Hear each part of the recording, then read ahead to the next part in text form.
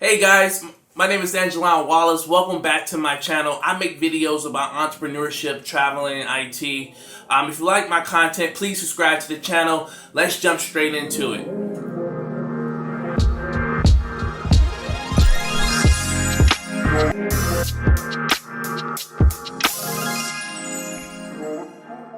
So today, I've been getting a lot of requests to talk about dating in Australia as an African American. So I thought it'd be a cool topic to touch on. I'm not gonna be a long 30-minute video like my last video. Gonna make it quick and simple. So let's talk about that experience. I guess when I first moved to Australia, there was a lot of attention, being Black and American. I definitely can say for Black Americans who don't feel that confident in the US, your confidence definitely will increase in Australia because you are, one of a kind. You do stand out. So I remember like my first week, I jumped on Tinder in Sydney, and I think I had like 20 or 30 matches. It was crazy. And I thought something was wrong. I just thought something was wrong, but I got a lot of matches as soon as I got over there. And I started to realize a lot of things about dating that was very different. One, let's talk about money. let's talk about dating in Australia.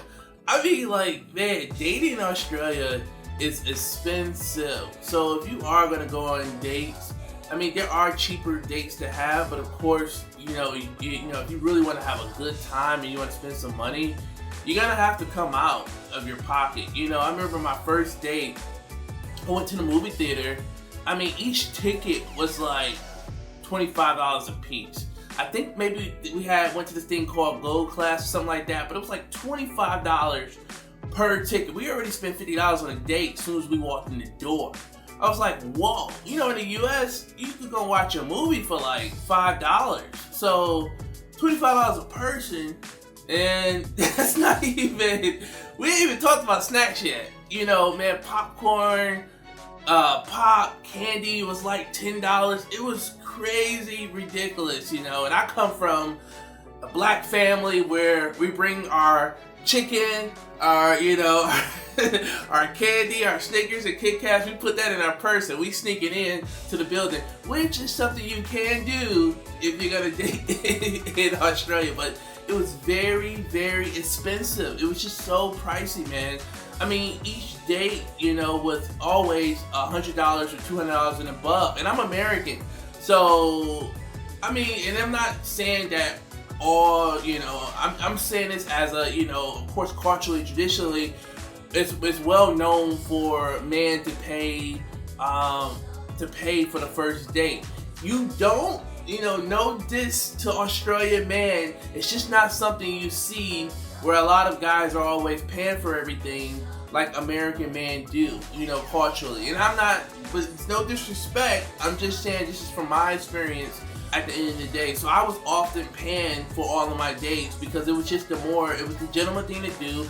It's how I was raised as well. But it was just so expensive, man. So I remember when I first got to Australia, I was American as hell, man. I was just like, man, let me wine and dine these women. Let me buy some rock roses. Let me buy a box of chocolates. And women were afraid. They were terrified. They were really afraid. They were terrified. They're like, damn, this guy's trying to marry me. This guy's trying to put a baby in me. And they also was like, they were also thinking like, is this guy trying to get me for my visa? Because they knew I was on a student visa, so they're probably thinking, oh, he's trying to marry me and get sponsored so he can live and stay here. Which wasn't the case. It wouldn't have been bad, but it wasn't the case. So, I mean, if I could, just talking to you guys out there, when it comes to dating, just be more laid back, man. I think I did the roses and the chocolates on a few dates. You gotta learn which women are probably gonna appreciate it as well, depending on which age range you're dating. I was in university, so I was dating people in, the mid-20s area. And sometimes I would date people in the 30s and 40s areas as well. So people, much older, definitely appreciated it more, because it just, just to show chivalry is not dead, and it was something that you wasn't seeing that often. Oh my God, it's raining. I'm gonna still shoot this video. I'm not gonna stop. So, going back to the roses and the chocolates. So I remember, man, I was doing the roses and the chocolates, and of course it does make you stand out, man, because you're out on a night out, or you're walking, in a certain area, and you're probably gonna be the only person with that woman, walking down the street with roses in your hand. And I'm telling you, man, I still do it. I love it, man. I'm a flower guy, but it does make you stand out, but it can be over the top. And I did find out earlier in my stages that it was over the top. Dating in Australia, as Americans, I think as Americans, we have so many, rules when it comes to dating, and so many expectations, and it's all about class, and it's all about status, all about, how much money you got, what university you went to. And this was my experience dating in the US. In Australia, it was just very laid back. It was more chill.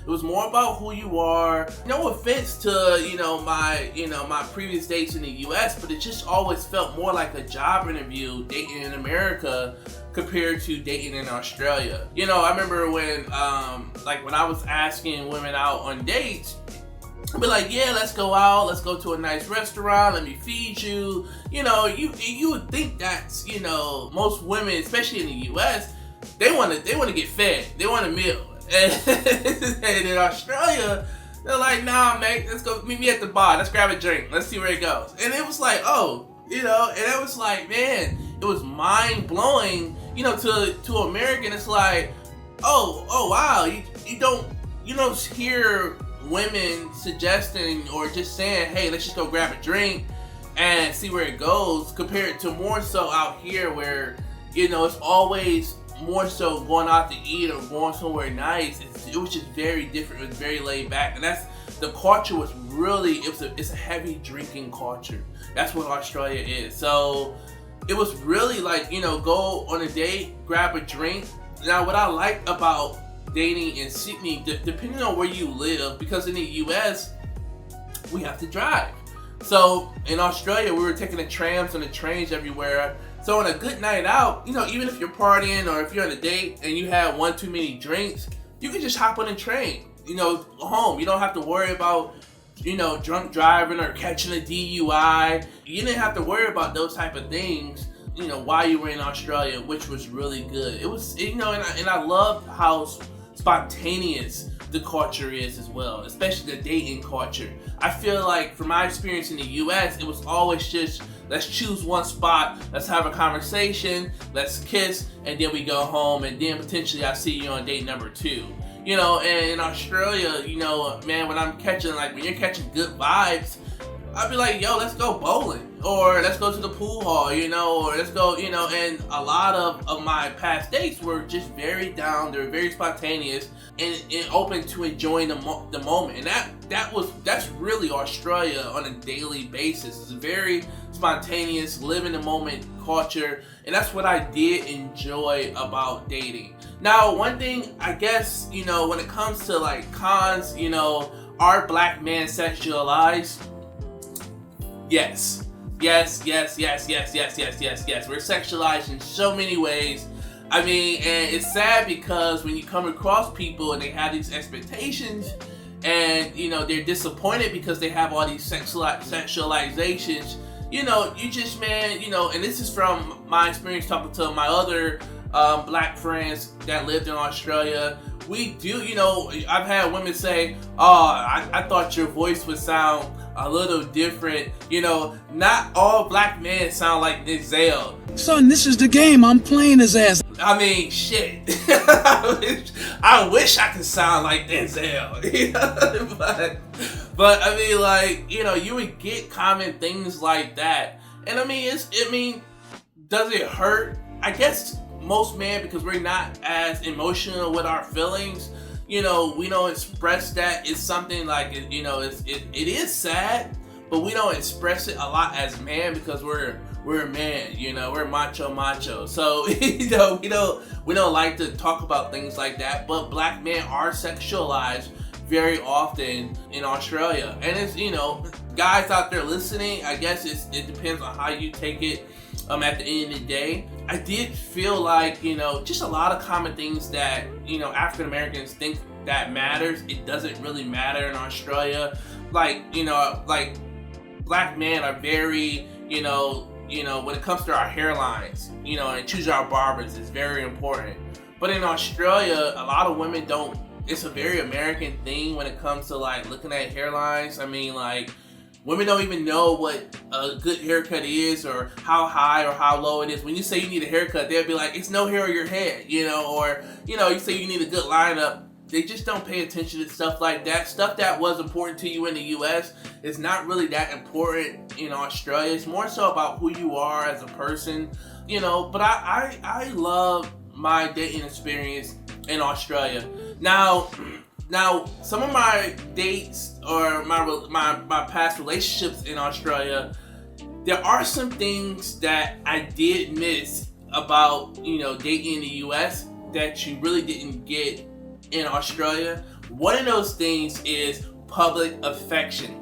You'll be surprised, as much as women, like you and love being around you, they hate public affection. It's a very Australian thing. It's not just with African Americans, it's just in general, like holding hands in public, making out in public. It's like weird to a lot of Australians, and I don't know why, but it's just like it comes off as a very weird thing.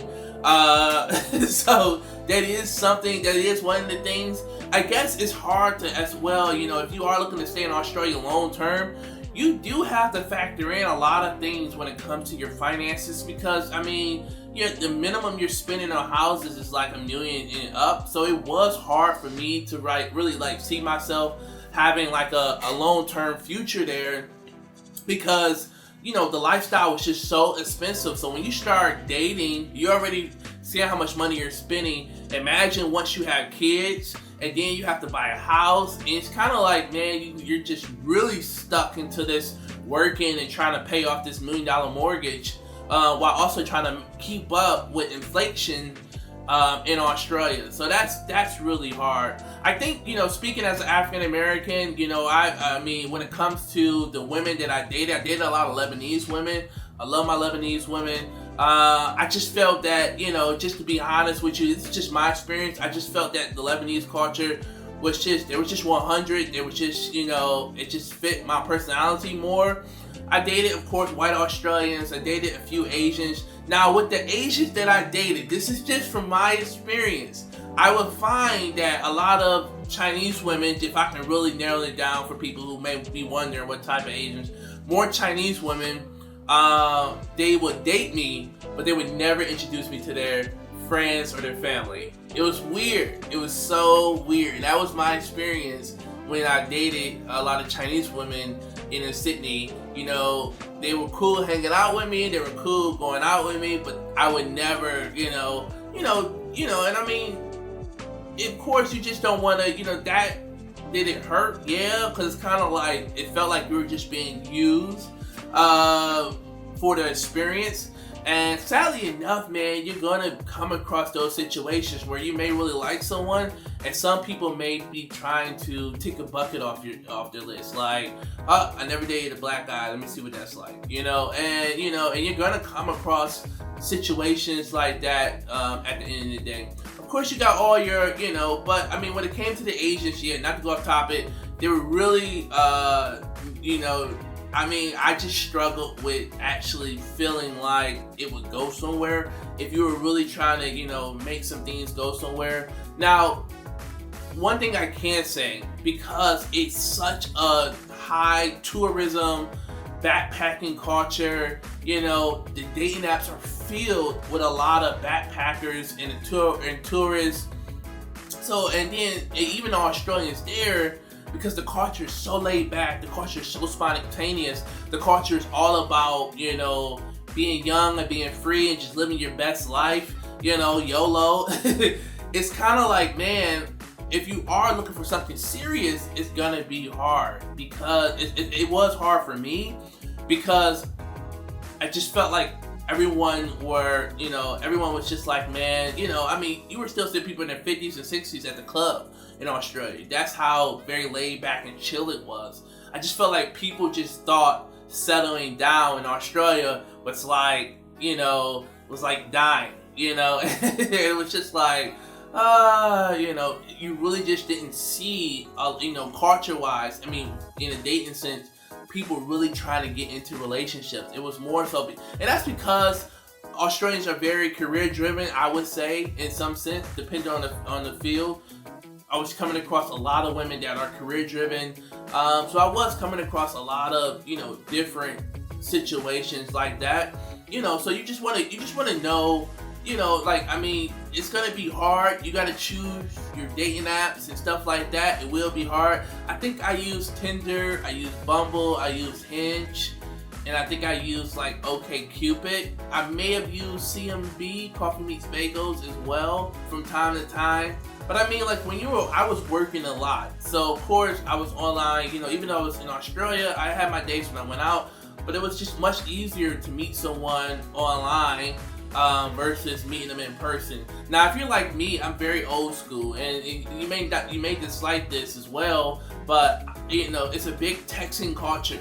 I'm come from a very, I want to talk on the phone. I just don't have time like texting somebody all day. Let's talk on the phone. Let's meet up. Let's be with spend time with each other. I feel like if you got time to text somebody 5 hours, 6 hours a day, you got time to just spend with them or just call them. I remember I called somebody, they're like, oh, what are you doing? I'm like, I'm calling to talk to you. It's like, oh no, just text me. I was like, what?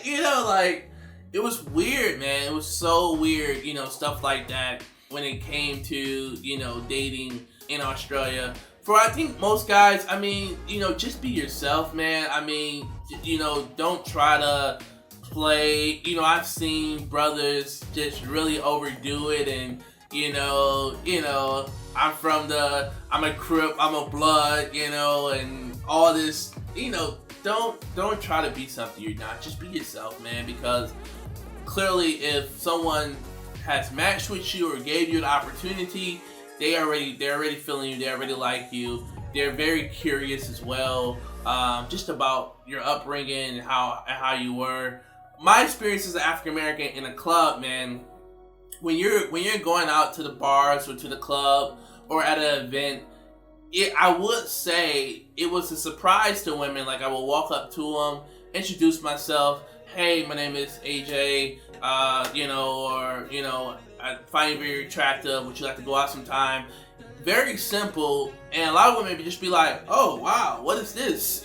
Because Australian guys don't approach women at the bars or the club. From my experience going out socially, often Australians travel in groups. So maybe like a group of friends, or maybe like a family or something like that at a venue. So really, you don't see that many people approaching people, because usually people travel in groups. But I think, women do love the direct approach. And, of course, once they hear the accent and see you approaching them, the first response is usually always, guys don't do that. Or they may be like, a guy has never asked me or came up to me in public and asked me for, my number or anything like that. So if you see someone, you like them, don't be afraid. I mean, 9 times out of 10, it's going to work in your favor. So just try it out from that experience. I'm trying to just think about what else made you guys go, what else made you go through from your experience dating in Australia. I feel like I touched it all. I'm thinking of, like I said, money. I think culturally dating different women. Sexualization. I think I touched on that.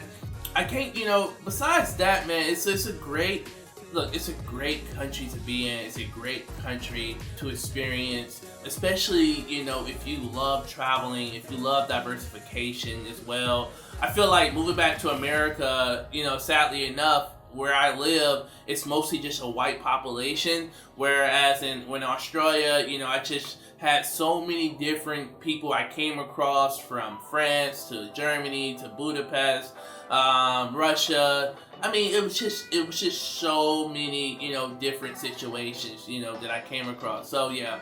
Oh, okay. So I do remember this as well. If you're white, I remember times when I used to be walking down the street with someone, one of my white Australian friends, a woman, and you know, people would stare, and you know, I think they were staring. Maybe it was the fashion sense; it was very fashionable, but it was also just, you know, seeing you know, black person with another woman of different race. I think it just looked, you know, I think it looked exotic. You definitely gonna get stares, you know, when you're out in public with people, you know, because as you know, Americans, man, we are very affectionate. We are, you know, we're not ashamed of showing somebody, this is my woman. You know, like most guys, I've seen guys, Australian guys in the clubs or at the bar with their woman, and they'll be sitting all the way on the other side of the room. Americans, man, we like to let people in the room know this is who we with. We with you. You know, we're not ashamed about it. We're not afraid to like show that. So, you know, you live and you learn. You are gonna have those moments where you may experience, like, you know, you will know when you may experience some racist situations in a dating sense. I have found, like, you know, with Germans and Russians, it's very hit or miss. You know, it's very, I don't like dating black guys, and I wouldn't date a black guy back home in Russia or in Germany, so why would I date a black guy here kind of situation. Or you may get that one out of the bunch, but mostly you find when it comes to like the Germans, from my experience here in Australia, that's what I'm just saying, that from my experience in Australia, I just always noticed that more Russians and Germans just gravitated more towards to like either white or other Germans and Russians. It's very like hit or miss, you know, it's very hit or miss. You know how you gotta explain things now with these YouTube videos, because people just they're gonna make it something something is not, you know, at the end of the day. I mean, so if you are, you know, guys, if you are dating in Australia as well, and you're dating someone for a year or two, of course, I'm pretty sure I told you guys about the de facto visa, you know. So if you have a relationship, it's like a relationship visa. If you're dating in Australia, you got an Australian girlfriend or you got an Australian boyfriend, you can get a de facto visa and just stay in the country on their visa, you know, and pretty much it gives you like PR rights and stuff like that. So it is a lot of opportunities if you are, you know, dating in the outback. I think if I would have fell in love in you know, in Australia, I probably would, you know, still, you know, be there right now. But you know, it's you know, things happen for a reason. Of course, I left because it was more so visa law issues. But I'm telling you, man, it's a great experience. Comment below if I didn't touch on anything that you think I should talk about. I look forward to putting more content up. Please subscribe to the channel, guys, if you want more videos like this. Help me get my 1,000 subscribers. Please comment below as well. Can't wait to talk to you soon. Thank you, guys.